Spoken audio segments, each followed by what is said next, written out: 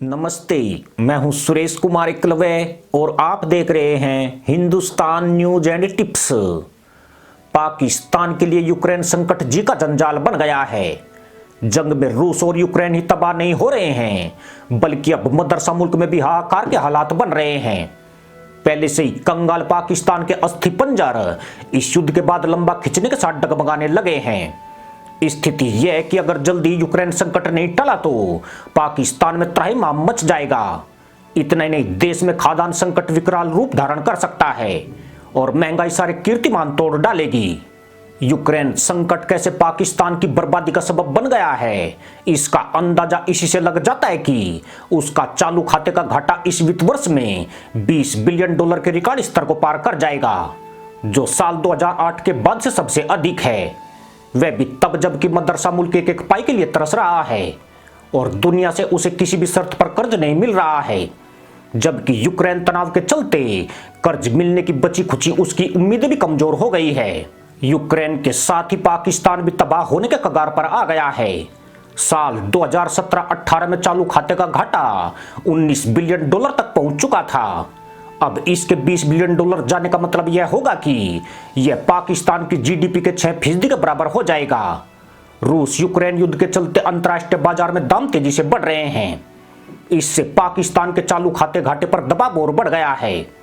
उसे भारी मात्रा में आयात करना पड़ रहा है और यही वो कारण है जो पाकिस्तान का विदेशी मुद्रा भंडार अगले 2 से 3 हफ्तों में खाली कर देगा। अगर पाकिस्तान ने आयात में कमी लाने की कोशिश की तो देश में चीजों के दाम काबू से बाहर हो जाएंगे और हालात और भी ज्यादा गंभीर हो जाएंगे। पर पाकिस्तान की अकेली समस्या चालू खाते का घाटा बढ़ना ही नहीं है, बल्कि पाकिस्तान को विदेशी कर्ज चुकाने पर इस वित्त वर्ष में $18 अरब 50 करोड़ खर्च करने होंगे, जबकि पिछले वित्त वर्ष में उस पर यह बोझ $11 अरब 90 करोड़ का था। मजे की बात यह है कि इमरान सरकार ने इस वित्त वर्ष के बजट में इस मद में $12 अरब 80 करोड़ रखे हुए थे, जबकि असली खर्च $18 अरब 50 करोड़ पहुंच गया है। इसी साल जनवरी में पाकिस्तान का चालू खाता घाटा $2 अरब 60 करोड़ पहुंच गया था, जबकि फरवरी और मार्च में यूक्रेन रूस संघर्ष ने पाकिस्तान की चूल्हे हिलाकर रख दी है। जब अंतर्राष्ट्रीय बाजार में तेल $100 प्रति बैरल से ऊपर हो गया है, इमरान खान ने देश में तेल की कीमतें कम कर दी है। यही नहीं, लोंडे ने बिजली शुल्क में ₹5 प्रति यूनिट और पेट्रोल के दाम में ₹10 की छूट दी है। इमरान खान ने ऐसा अविश्वास प्रस्ताव के डर से किया है, लेकिन इस रात से राजकोष में चूहों का नृत्य होना तय है। यानी लोंडे ने अभी लोगों को जो राहत दी है उसकी लागत कर्ज लेकर चुकाई जाएगी। इस कर्ज का बोझ भी मदरसा पैदाइश पर ही आएगा और इस कर्ज का मोटा सूद भी उन्हें चुकाना पड़ेगा।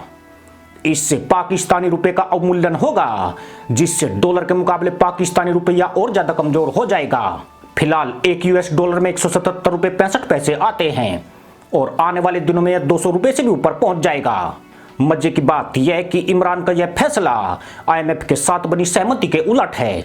ऐसे में IMF से कर्ज मिलने में भी बड़ी बाधा खड़ी हो गई है।